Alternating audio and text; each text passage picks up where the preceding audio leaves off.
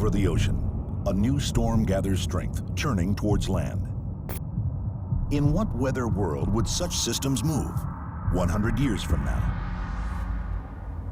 Predictions of future climate have won climatologist Jean-Pascal van Iberzel a Nobel Prize for Science.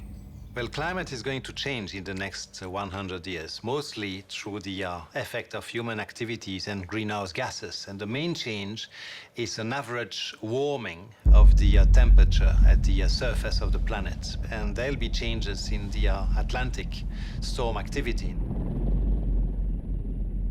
Just how those storms do change concerns scientists and forecasters of the hurricane research community in Miami, Florida.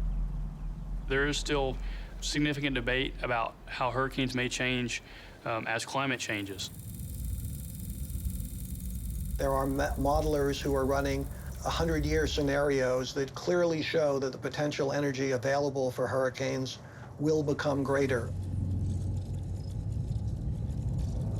Most of these climate models are saying that we'll have fewer numbers of storms and hurricanes as the climate warms. But then people also say that hurricanes are becoming stronger.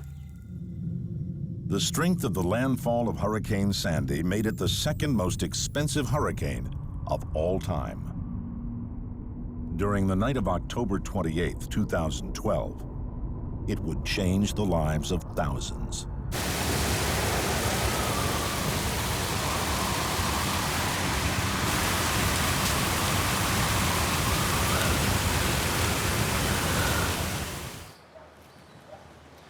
This is part of the Brick Township's 3.5 miles of the Barrier Island, and this is the aftermath of Superstorm or Hurricane Sandy.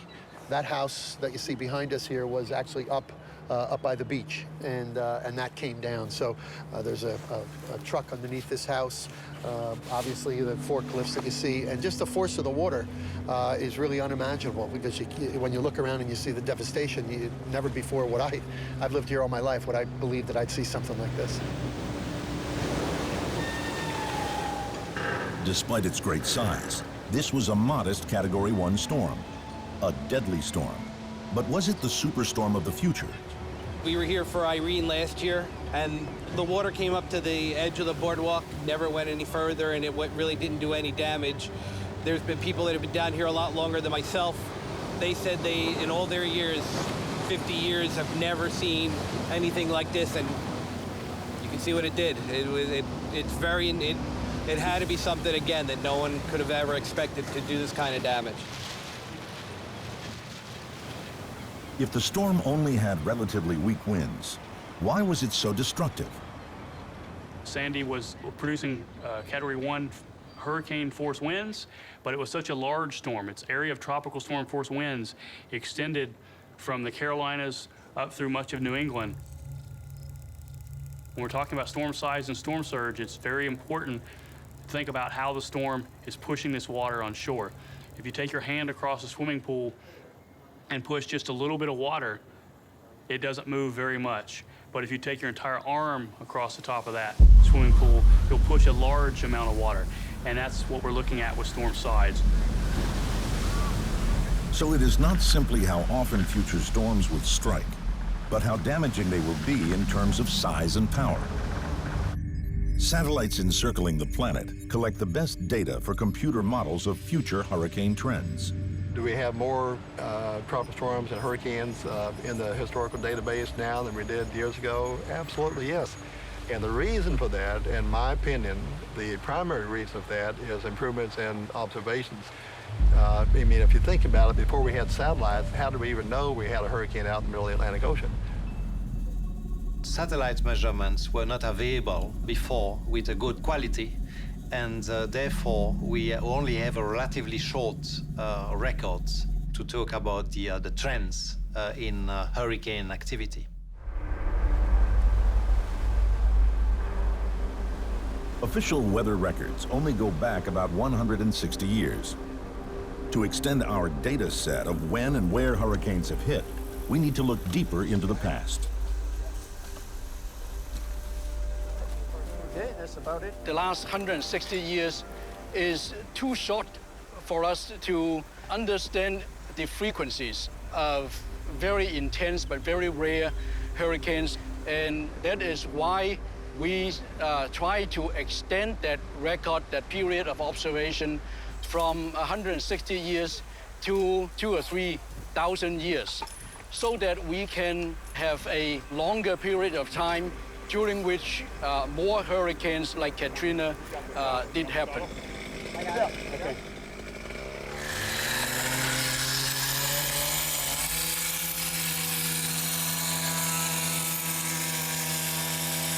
But the past does not give up its secrets easily. And so part of the objectives of our work here is to try to find evidence of ancient hurricanes and try to reconstruct their frequencies during the last hundreds or thousands of years. The team are looking for traces of sand layers in the muddy swamp deposits, telltale signs of a powerful hurricane in the past.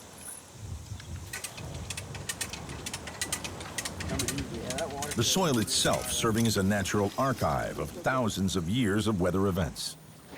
Well, when we open our core, we expect that the storm surge deposit will have a different character visually, because the mineral and chemical composition may be different, and also the storm surge deposit may be of a different texture. Now you see this root here that's lying horizontally. It could have been washed in by water, but just looking at the color, you see it's very different. This is most likely the Hurricane Isaac deposit, and it may go from here down to about here. But when we come down to here, then we can see the silt and clay laminations, beautiful layers of, darker bands and lighter bands. This material might be several thousand years old. By analyzing many cores sampled across an area, they'll be able to find out how often big storms have occurred. We found that the most intense hurricanes, like Category 4 and 5 hurricanes, they have a typical rate of hitting the same site maybe once every 300 years or so. The study of cycles of hurricane activity over time is helping geologists and climatologists to form a view of future climate trends. Assembling all that information gives a relatively complete picture of how climate has evolved in the past. And that's very useful to validate the climate models in order to have confidence in them when they are used to look at the future. Complex computer models lead them to believe that hurricanes may actually become less frequent, but that it is not the full picture. In a warmer climate, hurricanes might become more intense, even though they would become less frequent. Which means that although there will be fewer storms overall, more of them will be the most damaging of major hurricanes.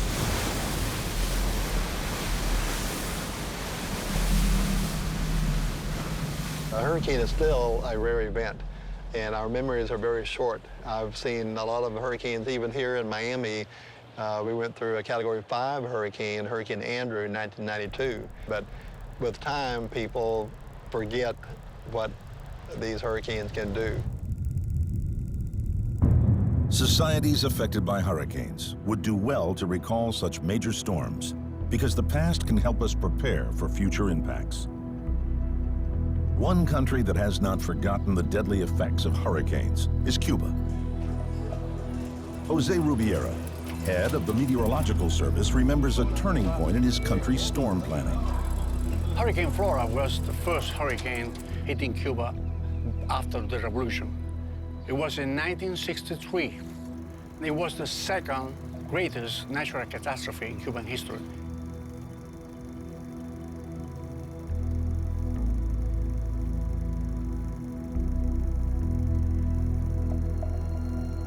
Fidel Castro was very, very affected by the amount of casualties that Cuba had in this hurricane. It was a terrible hurricane.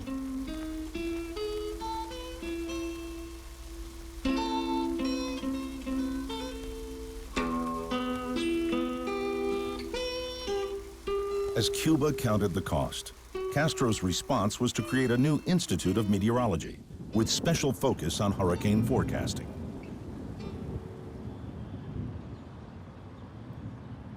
Cuban society is structured in such a way that the lessons of hurricane flora are adhered to. Evacuation orders are obeyed, construction tightly regulated, and forecasting driven by a single clear voice. Efectivamente, seguimos con más. La tormenta tropical Isaac continúa su paso por el Caribe insular. Y a esta hora nos vamos a comunicar con el doctor José Rubiera, el director del Centro de Pronósticos del Instituto de Meteorología de Cuba. Bueno, aquí tenemos la última... Rubiera's weather bulletins are the focal point for a state-driven hurricane action plan that is totally supported by the populace. La fuerza de sus vientos hasta 100 kilómetros por hora. La presión en el centro ha bajado a 992 hectopascal o milibares. Eso quiere decir que es... Nuestro pueblo ha logrado una cultura respecto a esto. Our country, Cuba, has a long-standing understanding of hurricanes, mainly due to Dr. Rubiera's efforts. When a hurricane is close to making landfall, people are already evacuated. Cuba is one of the safest places to be when a hurricane event makes landfall. The Cuban authorities are very concerned about what will happen to the people. The aim is state-governed protection, whatever the future brings. In the last 17 years, we have seen 9 hurricanes stronger than Flora, and the loss of life have minimum. But the storm-scarred buildings of ancient Havana serve as a constant reminder that direct impacts from future hurricanes have the potential to be catastrophic. Cubans are acutely aware that the worst may yet be to come. With global temperatures continuing to rise at 0.4 degrees Fahrenheit per decade, conditions are likely to foster the formation of increasingly severe storms. But even without the effects of climate change, the probability is that we will witness an Atlantic landfall from a storm of Sandy's great size and with the power of an Andrew or Flora. Such storms may become a more common occurrence, with up to a 50% increase in major category storms a possibility.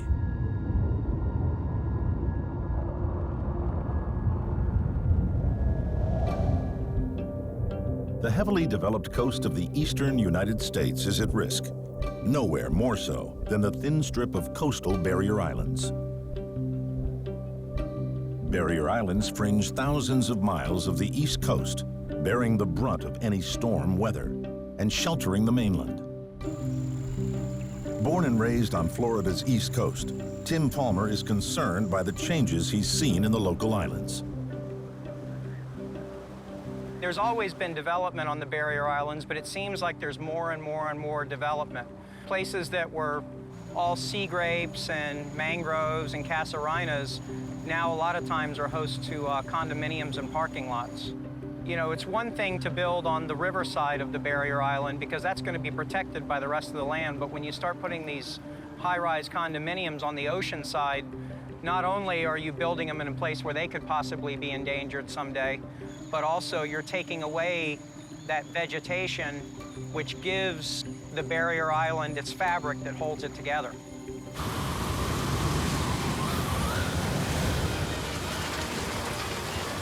If you get a minimal hurricane, even that's enough a lot of times to punch through places in the barrier island. It's much more likely to do it once the sea oats and the sea grapes and the mangroves have been removed.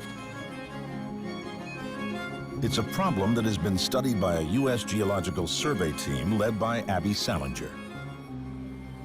In a completely natural situation, the barrier islands would migrate landward.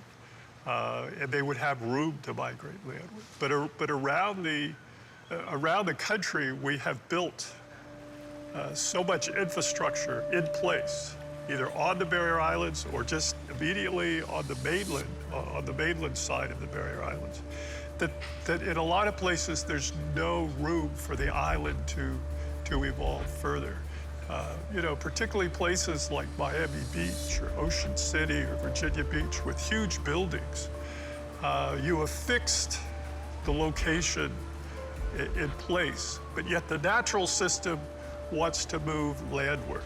And humans now come in and try to maintain the islands where they are.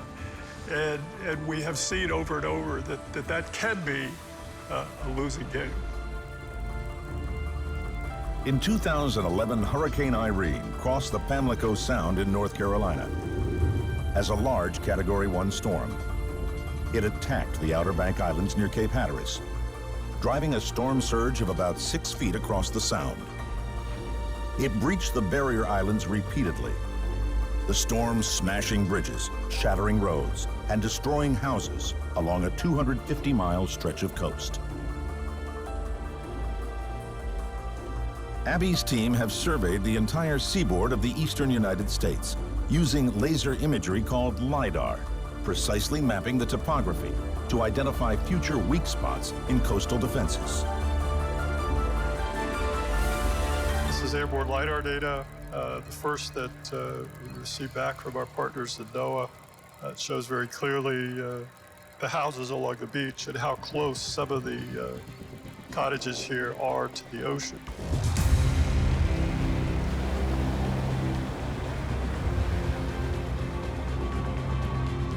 The islands themselves are extremely vulnerable to damage, and Tim believes construction only serves to increase that risk. Every time we've had it break through, it always seems to be fairly near where we've changed things. Either we've dug a canal or we've built buildings.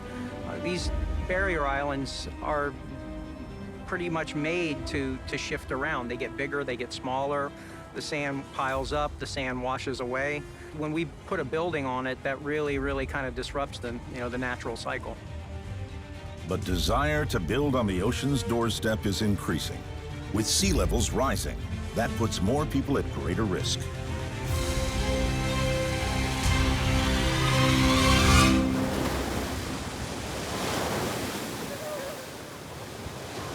The occurrence of major category storms is predicted to be more frequent, and with beach sand playing a vital role in protecting coasts, the scale of ongoing beach erosion concerns Alfredo Toruella. When a storm impacts a beach, the beach sheds its sand, creating a sandbar which causes the waves to break offshore, taking the pressure off the beach. So it's sort of a self-defense mechanism, but that's a short-term phenomena which, after a storm passes, the normal waves then restore the beach to its previous condition. So that assumes a cycle. But that natural cycle is already broken by coastal development. To compensate, the U.S. Army Corps of Engineers oversees a vast program of beach replenishment at the cost of many millions of dollars each year.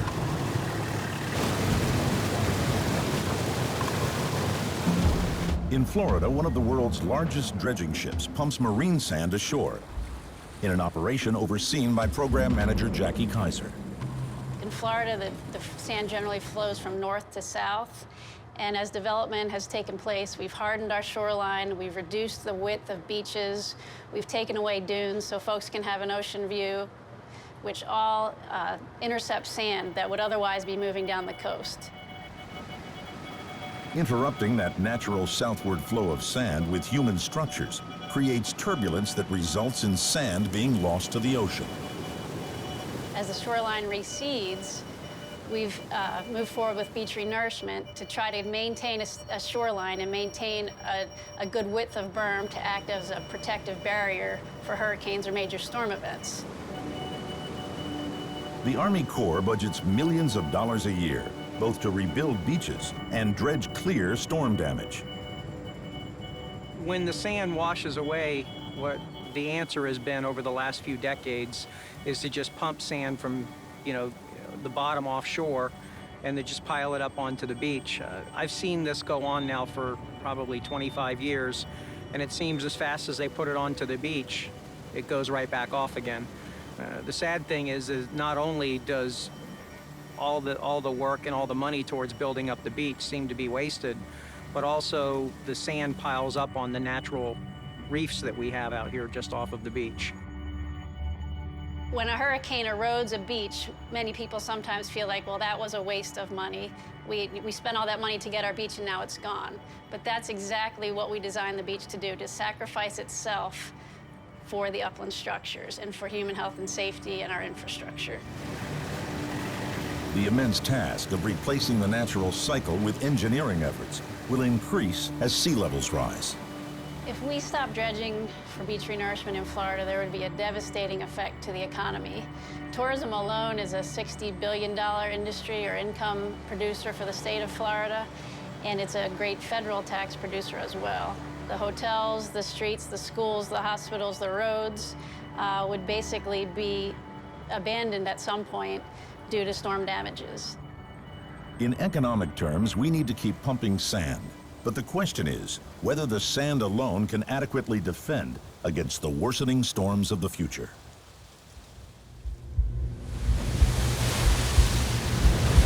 With the danger from landfalling hurricanes increasing, the growing coastal populations need ever more protection to the built infrastructure.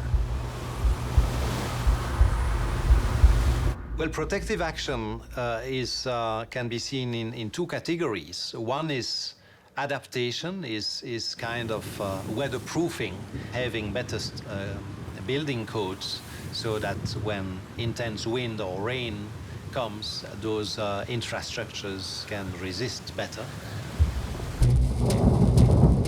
In 1992, Cat 5 Hurricane Andrew smashed into Florida, south of Miami.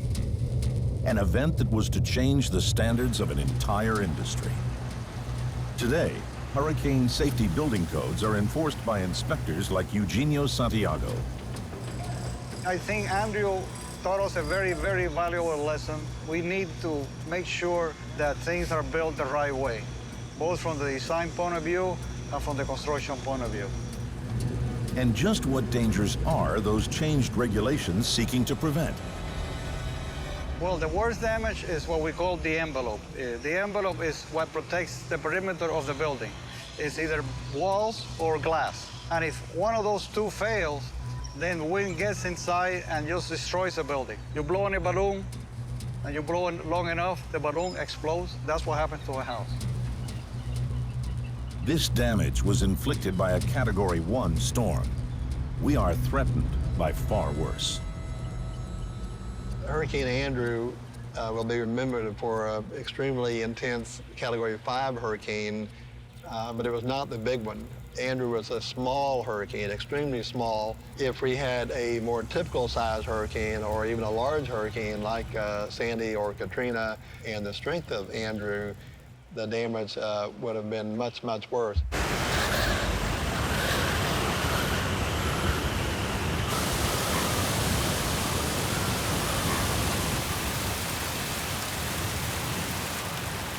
Civil engineers like Forest Masters plan for precisely that scenario.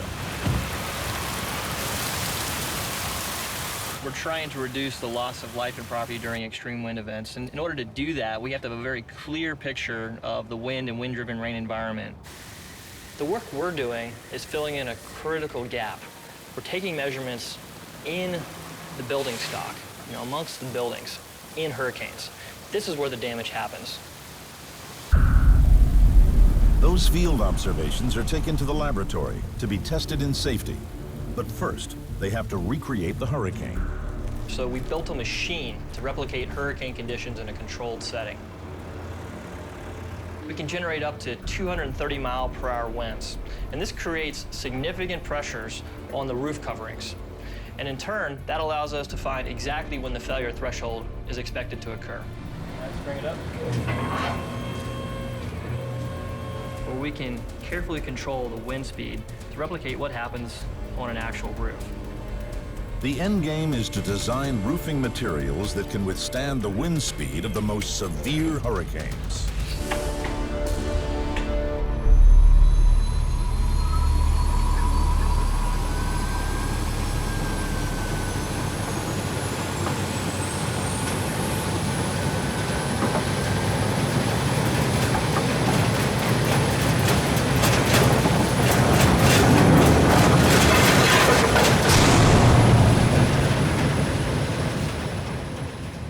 $28,000 houses were destroyed by Hurricane Andrew in less than 24 hours.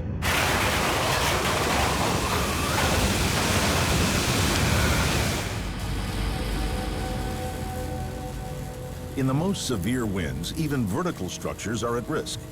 To test designs, the team built the dynamic pressure loading actuator, which creates hurricane load conditions on the side of buildings. And have Daniel put the camera on the second panel down from the top. Okay, just make sure the traceable spheres are in the line of sight. Okay. Yeah, that looks good. All right. Okay.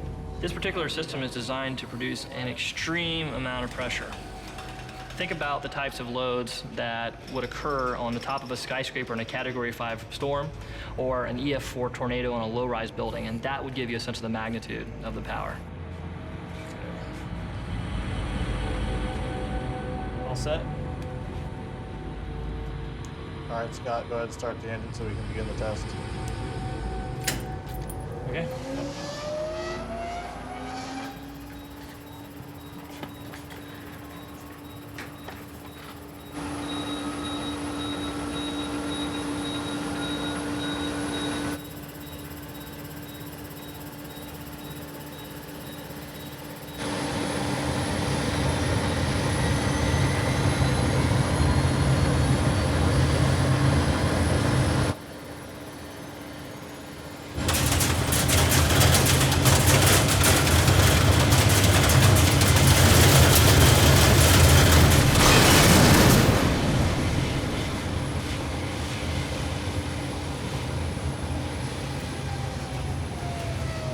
Ultimately, we're trying to create an environment where manufacturers can push boundaries, they can try new things, they can innovate, and understand that what they're seeing is actually what will happen in a real hurricane event. And that hopefully will give them the confidence they need to push forward to keep advancing their technologies.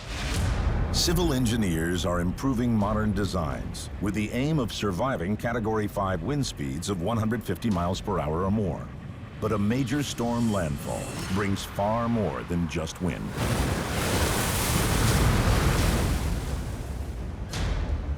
It's a problem that focuses the attention of physical oceanographers at the University of Miami in Florida. A major Category 5 storm may have waves well over 30 feet high. And it's not just the wave size that matters, because their height can be doubled by the storm's tidal surge. Here, they can study in safety the potential impact of waves on man-made structures using models. With rising sea levels, the damage from future storms will be even greater.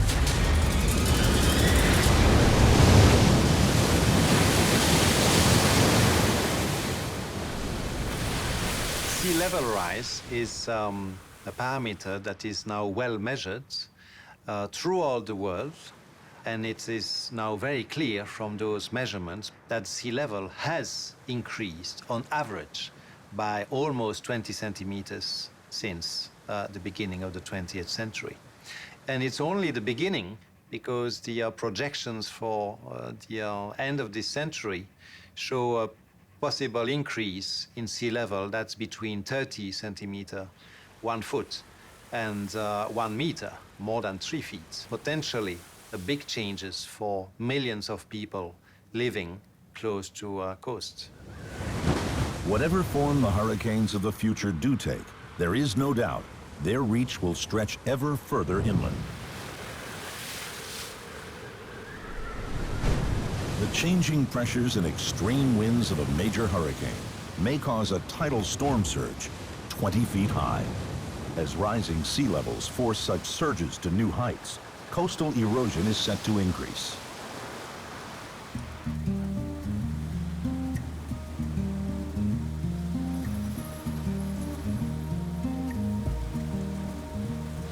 Beach erosion is driven by high energy events, really. And because Puerto Rico is in the smack dab in the middle of the path of hurricanes, every summer, or every hurricane season rather, we are subject to serious erosional events. So absolutely, hurricanes play a big role in beach erosion in Puerto Rico. And that role is likely to grow if major hurricanes become more common in the future. But San Juan has an unlikely defense.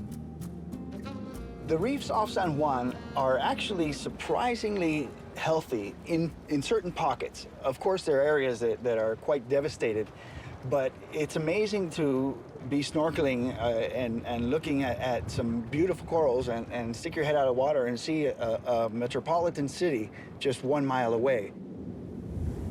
Alfredo has known for years that reefs absorb wave energy, but he didn't know by how much. In 2011, he had a chance to find out. Tropical Storm Irene is just east of Puerto Rico, and we're hoping that it intensifies to a hurricane anytime now. Well, the idea is to record the currents and waves during the storm, something which has never actually been done here in Puerto Rico. But ultimately, we want to see what effect the waves have on the erosion of the beach as they are transformed by the effect of the reefs. Because there's a protective reef offshore in front of the city of San Juan, and we want to see how they interact, how the reefs interact with the waves and the currents, and what effect that has on the erosion of the beaches during the storm.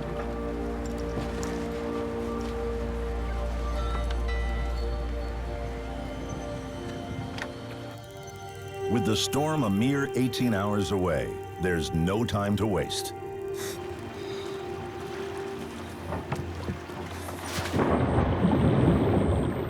Essentially, the instrument is about a 3-foot cylinder, and we affix it to a base that's custom made, and we go diving and go to the bottom of the ocean and secure it to the bottom of the ocean.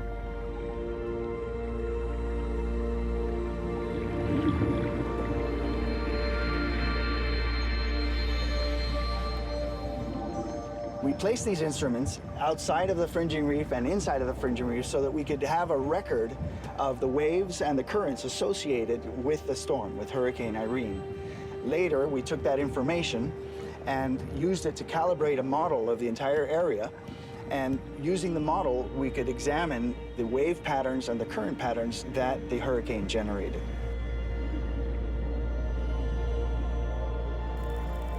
Irene strengthened into a Category 1 hurricane over Puerto Rico, with powerful waves striking the north coast.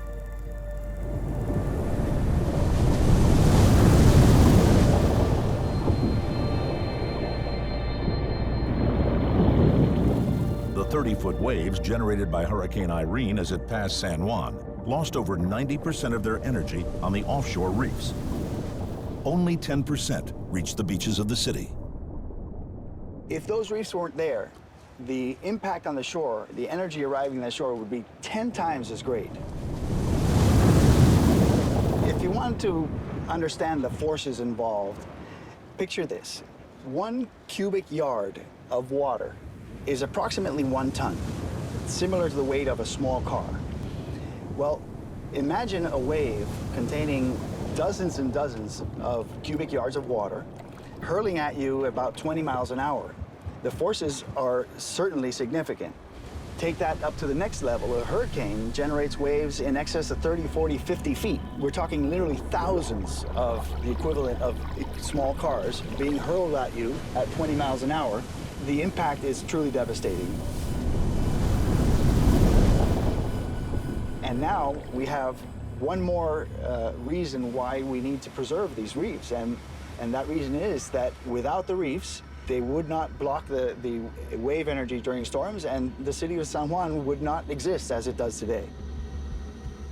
Many cities around the Caribbean Sea were built using the protection of offshore reefs. But today, those reefs are in serious decline.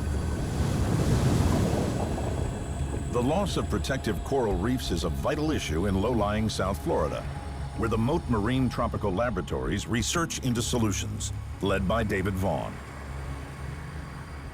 The Florida Keys are a place where our elevations here are only a few meters. So without our barrier to wave action and storms such as a coral reef, it's critical here in the Florida Keys. We've lost a decent amount of our outer reef corals. Those were the first barrier to things like storm surges and wave actions. We have lost 25% of the world's corals in just the past 20 to 40 years because we've lost some of those bigger outer reef corals like the elkhorn, those majestic corals that were out in the forefront, but 98% of those are gone. And so now our coral reefs are much more susceptible to wave action. In its natural state, coral is less and less capable of protecting shorelines from hurricanes. Its decline is largely a result of human activities, such as overfishing, industry, and pollution. But can the clock be turned back? In any other species, they do what's called restoration. If a forest burns down, we know how to grow a new tree and replant a forest. We've been trying over the past 10 years to see if corals can be restored and replanted. And the good news is it's working. Not only working, it's working even better than I originally thought. One team of biologists from Mote Marine is aiming to restore the reefs of the Caribbean. Staghorn coral has always been adapted to deal with weather events like hurricanes. A big part of its natural process for reproduction is that it can break into smaller pieces during storms and events like that. And each of those pieces can anchor themselves to the reef and reestablish as a whole new colony. But those staghorn colonies have all but disappeared. It's one of the most important corals here in the Florida Keys as far as building the reefs. And it's also one of the ones that's in the greatest decline in the last few decades. It has the greatest potential, though, for restoration because it's one of the faster growing species of corals here in the Keys. But a bigger part of this project is we work with partners throughout all of South Florida and the rest of the Caribbean so that we have these coral nurseries spread out throughout the Caribbean, all sort of following the same procedures and with the same intent. But that way, no one nursery is, if we were to be impacted by a storm or hurricane here in the other Keys, we could just work with our other partners in other regions and the project would continue to move forward. Yeah, great.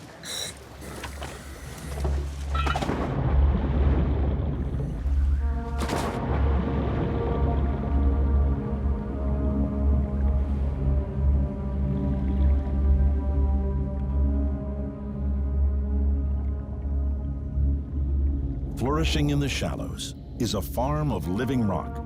Healthy, live, hard coral has a thin outer skin of living tissue that manufactures an inner limestone skeleton, which gives strength and form.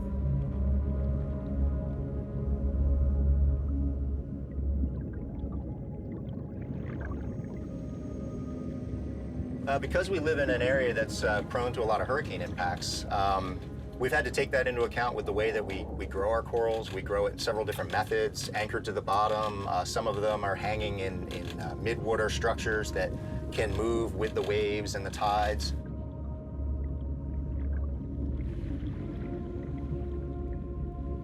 These corals, they grow quickly, and if we do it in a controlled environment where we can take care of these smaller pieces and grow them up to a size where they're strong enough to deal with some of these other stressors out on the reef, and we put them out in the reef in enough numbers and with enough diversity, we're actually going to make these small, compact populations that will cross-fertilize each other and repopulate the entire reef tract.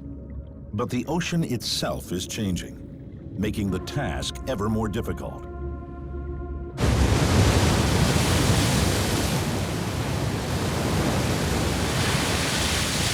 We have burned a little more than 500 billion tons of carbon since the beginning of the industrial period. Around 150 billion tons of that carbon have been absorbed by the oceans, therefore contributing to the acidification of the oceans, which is also a problem. Acids dissolve calcium carbonate, which forms coral skeletons. It is whether an acidifying ocean affects living coral that is the subject of research here in Miami for scientist Ian Enochs. Corals are very complex structures. They have all sorts of surface indentations, multiple branches, and because of that, we actually use 3D scanning.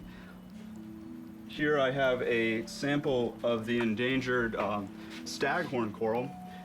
We have grown these corals in a laboratory that we have that very precisely mimics conditions that are predicted for the end of the century. So we can monitor living corals as it changes in different ocean acidification conditions.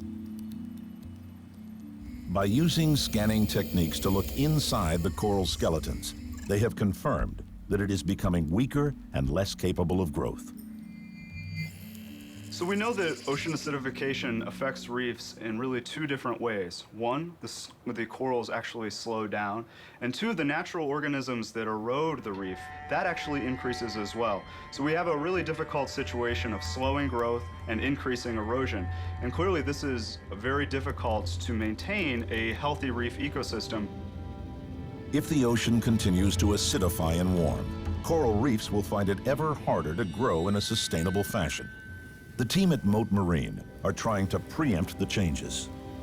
We're definitely trying to predict what the reefs will be like, whether we like it or not.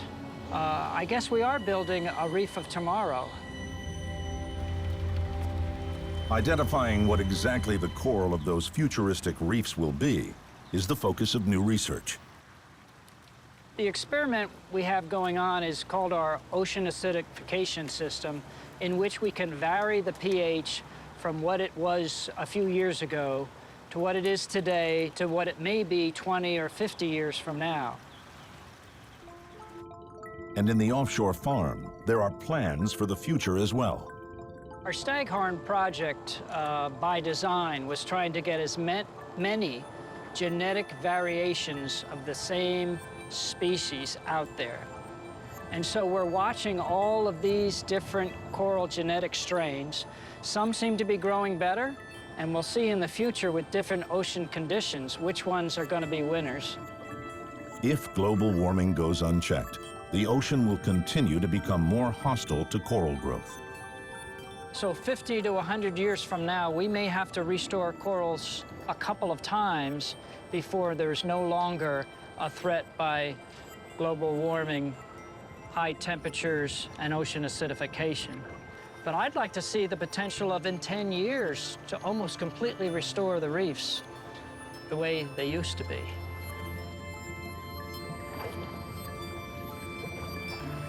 Despite these efforts, with climate changing, coral faces an uncertain future.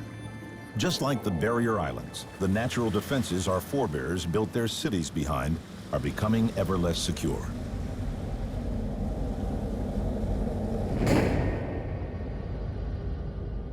Events of November 2013 set a terrible precedent. When this monster storm made landfall, it completely destroyed the city of Tacloban in the Philippines. 45-foot waves and 200-mile-per-hour winds left at least 6,000 dead. It was Cat 5 super typhoon Haiyan.